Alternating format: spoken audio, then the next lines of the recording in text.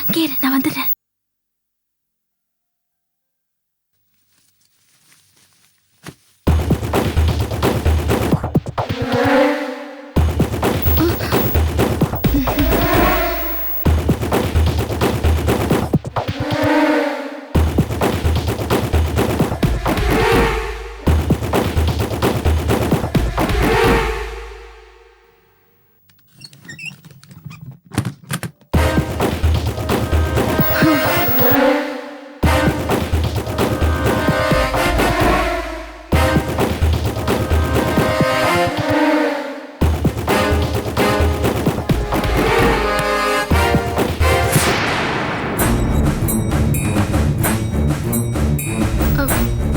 ரொம்ப நேரமா நிக்கிறீங்களா? ஆமா, யாரும் பாத்திரக்கூடாதுன்னு பயந்து பயந்து மறைஞ்சு நின்றுட்டு இருந்தேன். ரோகிணி, இந்த ட்ரெஸ் உனக்கு ரொம்ப அழகா இருக்கு. தேங்க்யூ. அது இருக்கட்டும், உங்களுக்கும் அண்ணனுக்கும் அறிவே கிடையாதா? தேவையில்லாம எதுக்கு கோபி வீட்டுக்கு போய் சொதப்பிட்டு வந்திருக்கீங்க? ஏன், நாங்க என்ன பண்ணோம்? உங்களை யாரு முதல்ல அங்க போய் கத்த சொன்னா? நீங்க பேசினதுல அக்காவோட பேரு கெட்டக்கூடாதுன்னு கோபிக்கு அவரோட அத்தை பொண்ணை நிச்சயம் பண்ணிட்டாங்க. அதனால நமக்கு என்ன? என்ன இப்படி லூஸ் மாதிரி பேசுறீங்க? மலருக்கு கோபி செட் ஆயிடுச்சுன்னா நம்ம ரூட் கிளியர் ஆயிடுமே நினைச்சேன். சொதப்பிட்டீங்களே. இங்க பாரு ரோகிணி, நீ நினைக்கிற மாதிரி ஒன்றும் நம்ம மேட்டரோட ஈஸி கிடையாது. நம்ம லவ் மேட்ரு உங்க அண்ணனுக்கு தெரிஞ்சிச்சு வச்சுக்கேன், அடுத்த நிமிஷம் அவன் என்னை வெட்டி போட்டுருவான். அதுக்கு என்ன செய்யறது? எந்த விஷயத்துல ரிஸ்க் இல்ல. சரி, எனக்கு ஒரே ஒரு வழிதான் தோணுது. என்ன? நாம லவர்ஸ் இருந்தா ஈஸியா நம்மளை பிரிச்சிருவாங்க. அது மட்டும் இல்லாம என்னை கொல்லவும் தயங்க மாட்டாங்க. அதனால நம்ம சீக்கிரமாவே இந்த ஊரை ஓடி போய் கல்யாணம் பண்ணிக்கணும். அதுக்கு நான் எப்ப கூப்பிட்டாலும் நீ வரணும். வா, இப்பவே போலாமா? வா. இல்ல இல்ல இல்ல, எப்பனா அது இப்ப கிடையாது. சீக்கிரம்னா சந்தர்ப்ப சூழ்நிலை பார்த்து நான் கூப்பிடுவேன், அப்ப நீ வந்துடணும். கொஞ்சம் பொறுமையா இருங்க. மலர் விஷயத்துல நான் கடைசியா முயற்சி பண்ண போறேன். நாளைக்கு அந்த கோபியை போய் பார்த்து பேச போறேன். அதுக்கப்புறமா நம்ம விஷயத்தை பத்தி டிசைட் பண்ணிக்கலாம். ரோகிணி, உன்கிட்ட நான் ஒண்ணு கேட்கட்டுமா? நான் ஏற்கனவே கோர்ட்டு கேஸ் அலைஞ்சிட்டு இருக்கேன். அது இல்லாம ஊர்ல எனக்கு நல்ல பேரே கிடையாது. யாருன்னு பார்த்தாலும் பொறுக்கின்றாங்க, ஜெயிலு போடுதுன்னு சொல்லி என்னை பார்த்து எல்லாரும் ஒதுக்கி போறாங்க. என்கிட்ட எந்த வேலையும் இல்லை, சம்மதியும் இல்லை. அப்படி இருக்கும்போது என்னோட போயிட மாட்டேன்ல. லூசா பண்ணி இதெல்லாம் தெரிஞ்சுதானே நான் உன்னை லவ் பண்றேன். எங்க அக்கா கல்யாணத்துக்காக தான் நான் வெயிட் பண்ணிட்டு இருக்கேன். அவளுக்கு முன்னாடி நான் லவ் மேரேஜ் பண்ணிக்கிட்டா அப்புறம் அவளோட லைஃப் ஸ்பாயில் ஆயிடும்ல. அதுக்காக தான் பார்த்தேன். ஆனா ஒரு விஷயம், அதுக்கு முன்னாடி நம்மளுக்கு ஏதாவது பெரிய பிரச்சனை வந்துட்டா அடுத்த நிமிஷமே நான் உன் கூட வர தயாரா இருக்கேன். இது புது ரோகிணி, இது புது. தேங்க்ஸ். சரி, யாரை பார்த்துட்டு போறாங்க? இப்போ வரட்டா?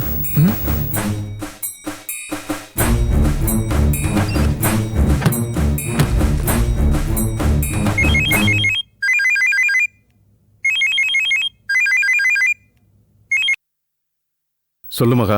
அத்தான், உங்ககிட்ட பேசணும். என்னம்மா, இப்பதான் போனா அதுக்குள்ள ஃபோன் பண்ற? இது என்ன கேள்வி? நான் பண்ணக்கூடாதா? சரி, இப்ப என்ன விஷயமா பேசணும்? ஏன் இப்படி எரிஞ்சு விழுகிறீங்க? நம்ம 2 பேருக்கும் கல்யாணம் நிச்சயம் ஆக போகுது. இனிமே நான் உங்க ஒய்ஃப். நான் ஃபோன் பண்ணதுக்கு இவ்வளோ கோவப்பட்டீங்கன்னு வச்சுக்கோங்க, அப்புறம் நான் மாமா கிட்ட கம்ப்ளைண்ட் பண்ணிடுவேன். பேசவா? அதெல்லாம் ஒண்ணு வேணாமா. நீ எவ்வளவு நேரம் பேசணுமோ அவ்வளவு நேரம் நல்லா பேசலாம், பேசு. ஒன்னும் இல்ல. சாப்பிட்டீங்களா? சாப்பிட்டேன். என்ன சாப்பாடா? இல்ல, இட்லி. யாரு? அத்தை பண்ணாங்களா? ராகினி பண்ணுச்சு. சரி சரி, கரெக்டா டயத்துக்கு சாப்பிடணும். என்ன? இதெல்லாம் நான் பாத்துக்குவேமா, இதெல்லாம் ஏன் நீ சொல்லணும்? உங்க மேல நான் அக்கறைப்படாம வேற யார் அக்கறைப்பட போறா? இனிமே டெய்லி 3 வேளையும் உங்களுக்கு கால் பண்ணி நீங்க சாப்பிட்டீங்களா தூங்குனீங்களான்னு கேட்பேன். நல்லா விசாரிச்சுக்கமா. சரி, இப்ப இங்க டைம் என்ன? ஏமா, நீ என்ன அமெரிக்கால இருக்க, நான் என்ன இங்கிலாந்துல இருக்கேன்? நீ பக்கத்துல இருக்க பேராவூர்ல இருக்க, நான் காரைக்குடில இருக்கேன். அங்க என்ன டைமோ அதான் இங்கேயும். சரி சரி, ரொம்ப நேரம் முழிச்சிட்டு இருக்காதீங்க, உடம்பு கெட்டுரும். போய் தூங்குங்க. சரிம்மா, வேற எதுவும் பேசணுமா? Good night, sweet dreams with me.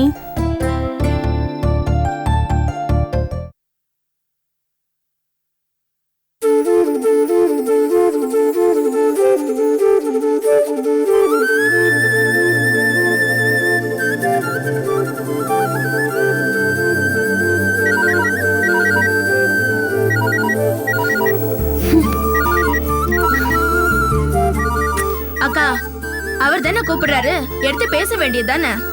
ஆமா, எனக்கு பெருசா பேசிட்டு போறாரு. இன்னைக்கு நடந்ததுக்கெல்லாம் சாரின்னு சொல்லுவாரு. முதல்ல அட்டன் பண்ணுக்கா கால எடு. லவுட் ஸ்பீக்கர்ல போடுறேன், நீயே கேளு. ஹலோ மேடம், நான் கோபி பேசுறேன் மேடம். சொல்லுங்க. இன்னைக்கு நடந்த விஷயத்துக்குலாம் ரொம்ப சாரி மேடம். இத சொல்றதுக்கு தான் ஃபோன் பண்ணீங்களா? இல்ல, அது மட்டும் இல்ல. சாப்பிட்டீங்களா? சாப்பிட்டேன். மீல்ஸா டிஃபனா? டிஃபன். என்ன? இட்லி. அம்மா செஞ்சாங்களா? இல்ல, மைசூர் இட்லி ஃபேமஸ்னு சொன்னாங்க, அத கொரியர்ல அனுப்பிச்சு விட்டாங்க, அத சாப்பிட்டேன். வேற ஏதாவது சொல்லணுமா? ஆமா மேடம். என்ன? Good night madam. இதுக்கு நீ எடுக்காமலே இருந்திருக்கலாம். விட்டு எரிஞ்சனா?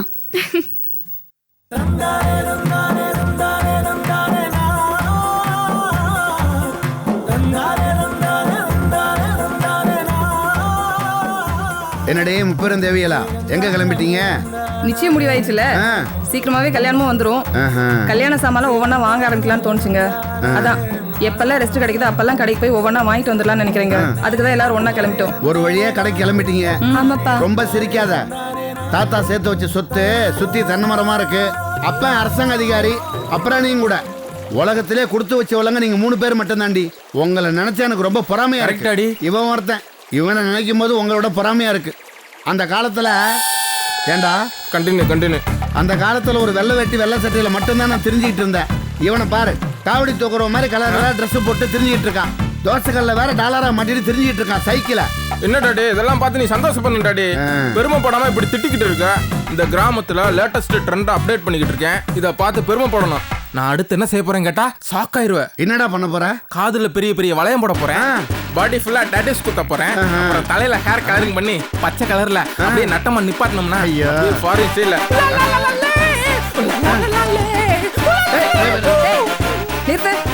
இந்த மாதிரி ஏதாவது பைத்தியக்காரத்தனை பண்ண அப்புறம் வீட்ல சோறு கிடையாது சொல்லிட்டேன். டாடி ஒரு நல்ல ஒரு படிச்ச லேடி எனக்கு மம்மி ஆக்கிருந்தீங்கன்னா இப்படின்னா நாலேஜ் எல்லாம் பேசிருக்குமா?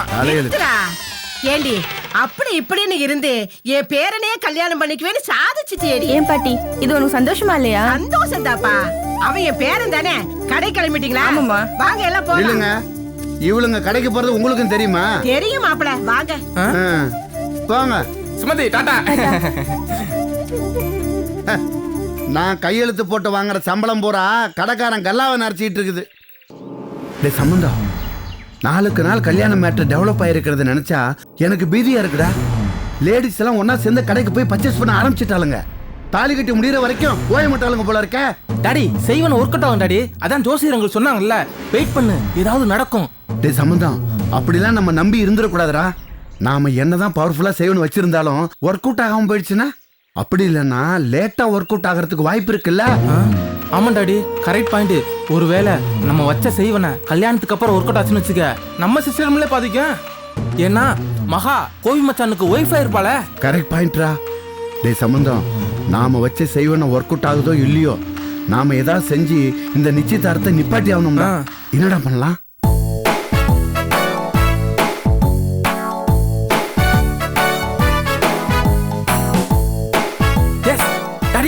பேசாம கோவி மச்சானோட சைக்கிள் பிரேக்க புடிங்கிட்டோம்னா ஓடிட்டு போகும்போது இது ஆக்சிடென்ட் ஆயிரும்ல. அவன் பெரிய கார் ஓட்டிட்டு இருக்கான், பிரேக் பிடிக்கிட்டா ஆக்சிடென்ட் ஆயிடும். அவன் சைக்கிள் ஓட்டிட்டு போற தெருவுல ஏத்த மாதிரி கார் வர்றது அபூர்வம்டா. டெரரா யோசி.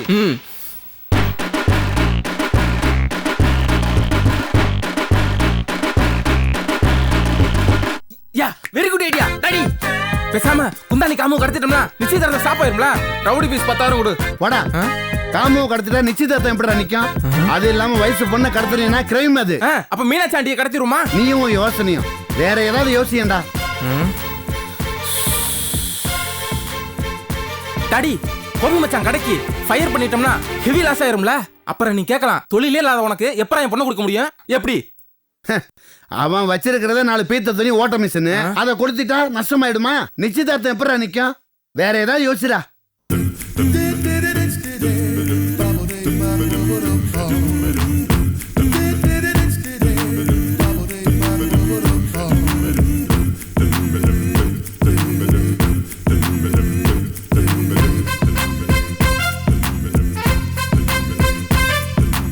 டாடி ஃபைனல் ஐடியா, வேற வழியே இல்ல. கேக்குறியா? சொல்லு. மனசை தேத்திக்க. என்னடா? பேசாம நம்ம தாய் கிழவிய. அத்தைவா? ஆமா டாடி, அது சொல்லி முடிச்சிடலாம். அது சும்மா தானே சுத்தி தெரியுது. அது இருந்து என்ன பண்ண போகுது? நீ ஓகே மட்டும் சொல்லு, அது கதையை நான் முடிச்சிடுறேன். அது செத்துருச்சுன்னா நிச்சயதார்த்தம் ஸ்டாப் ஆயிரும்ல. நீ வர வர ரொம்ப கேவலமா போயிட்டு இருக்கடா. தப்பு தப்பா யோசிக்கிறிய. நீ என்ன ரவுடி பையலாம்? யோ, நீ என்ன யோக்கிய மாதிரி பேசுற? செய்வனை வச்சு கோபியையும் பாண்டியும் காலி பண்றதுக்கு பிளான் பண்ண, அது கரெக்ட். நான் ஸ்ட்ரெயிட்டா மேட்டர் முடிக்கணும்னு சொல்றேன், அது ரவுடி தானமா? What daddy? ஏண்டா சம்பந்தம்?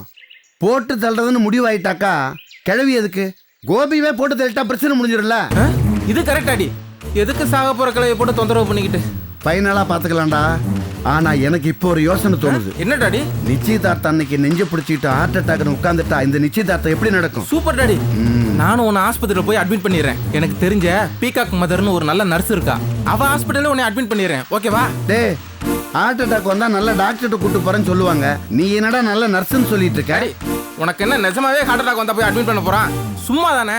அதுக்கு எதுக்கு நல்ல டாக்டர், நல்ல நர்ஸ் இருந்தாலே போதும். பீகாக் மதர் ஹாஸ்பிட்டல்ல டெட்டால் ஸ்மெல்லே வராது, மல்லிகைப்பூ ஸ்மெல் தான் வரும். அது தெரியுமா? இப்போதைக்கு இதுதான்டா வழி. நிச்சயதார்த்தம் மாதிரி பண்ண போறீங்க, எனக்கு ஹார்ட் அட்டாக்கே வரப்போகுது. அப்ப என்னடி பண்ணுவீங்க?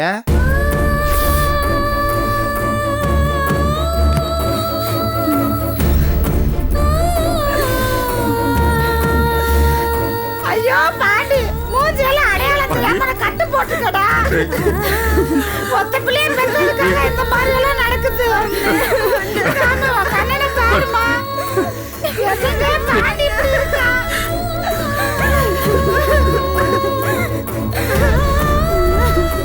டாக்டர், என்ன டாக்டர் இது? என் பிள்ளை எப்படி பொட்டல மாதிரி கட்டி வச்சுக்கீங்களே, எந்த அசைவும் இல்லாம இருக்கானே. அதான் உங்க பையனோட நிலைமை. தலையில பலமா அடிபட்டு இருக்குல்ல. இப்படி ஒரு வாரத்தோட பேசாம இருக்கானே, என்னால பார்க்கவே முடியல. சிவியர் ஹெட் இன்ஜுரி, அதான் மயக்கமா இருக்காப்ல. டாக்டர், உசுருக்கு எந்த ஆபத்தும் இல்லையே? உயிருக்கு எந்த ஆபத்தும் இல்ல. அவர் அப்சர்வேஷன்ல வச்சிருக்கோம், கண்டிப்பா ரெக்கவர் ஆயிடுவாரு, பயப்படாதீங்க. என்ன டாக்டர் இப்படி மூஞ்சியே தெரியாத அளவுக்கு தலையை சுத்தி கட்டு போட்டு வச்சிருக்கீங்களா? எனக்கு உடம்பெல்லாம் பதறது டாக்டர். டாக்டர், அவன் கண்ணு முடிச்சதுக்கு அப்புறம் நல்லபடி ஆயிடுவாங்க. அது உங்க பையன் கண்ணு முழிச்சதுக்கு அப்புறம் தான் தெரியும். இப்ப அதை நினைச்சு குழப்பிக்க வேண்டாம். இனி நீங்க செய்ய வேண்டியதுலாம் சீக்கிரம் குணமாகணும்னு கடவுள்கிட்ட வேண்டிக்கிறது தான். டாக்டர்ஸ் வேலை முடிஞ்சிருச்சு, இனி கடவுள் அருள் தான் வேணும். இப்படி இருந்து இல்லாத மாதிரி கிடக்குறானே நம்ம பிள்ளை, அடையாளமே தெரியலங்க. என்ன மாதிரி எங்களோட வேலை முடிச்சு போச்சு, இனிமே கடவுள் தான் பார்க்கணும்னு சொல்லிட்டு போறாரு. இனிமே கடவுளை வேண்டது தோற வேற வழி இல்லைன்னு நினைக்கிறேன் நானு.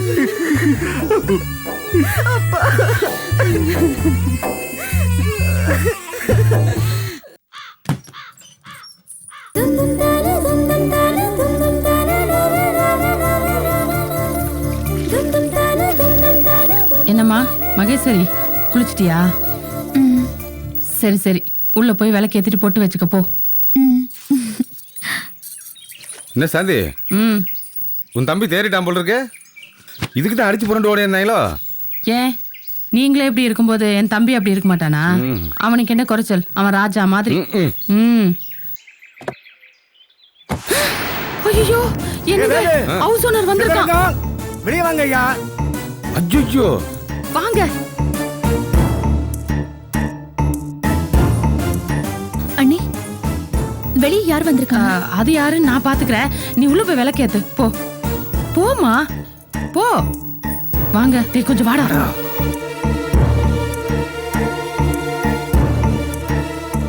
அண்ணே வாங்கண்ணே. வாங்கண்ணே, வீட்டுக்குள்ள வாங்க. காஃபி எடுத்துட்டு வா. உங்க வீட்டுல காபி சாப்பிட வரல. அப்படியா? டீ எடுத்துட்டு வா. என்ன பார்த்தா நக்கலா இருக்கா? அண்ணே, ஏனே இவ்வளவு கோவமா பேசுறீங்க? என்ன செய்யும்? என் நிலைமைய கொஞ்சம் யோசிச்சு பாருங்க. சொல்லி எத்தனை நாள் ஆச்சு? 3 மாசமா சொல்லிக்கிட்டு இருக்கேன். என் பொண்ணுக்கு இந்த வீடு தேவைப்படுது, காலி பண்ணி கொடுங்கன்னு. கொஞ்சமாவது யோசிக்கிறீங்களா? இவன் என்ன பண்ணிடுவாங்கிற தைரியம் தானே? சேச்சே, அப்படிலாம் இல்லண்ணே. உங்களை பத்தி எங்களுக்கு தெரியாதா? நான் தான் ஏற்கனவே சொன்னேன் இல்லண்ணே, என் மச்சானு கல்யாணம் வச்சிருக்கோம், அது விஷயமா கொஞ்சம் அலைஞ்சிக்கிட்டு இருக்கோன்னு. இப்பதானே கல்யாணம் முடிஞ்சு, உங்களுக்கு தான் தெரியும்ல, அதானே. அட அதுக்கு இதுக்கு என்னங்க சம்பந்தம்? நான் மற்ற ஹவுஸ் ஓனர் மாதிரி உங்களை அடிச்சு துரத்துறேன்னா? இத்தனை மாசமா சொல்லிக்கிட்டு இருக்கேன். சரி அதை விடுங்க, என்னோட இன்னொரு வீடு இருக்கு, அதுல குடி போங்க. இந்த வீட்டை ஆல்ட்ரேஷன் பண்ணி மகளுக்கு தரணும்னு நினைக்கிறேன். அதை கூட புரிஞ்சுக்க மாட்டேங்கிறீங்களே. இதெல்லாம் உங்களுக்காக இல்ல, அது நினைக்கிறேன் அந்த பொண்ணுக்காக.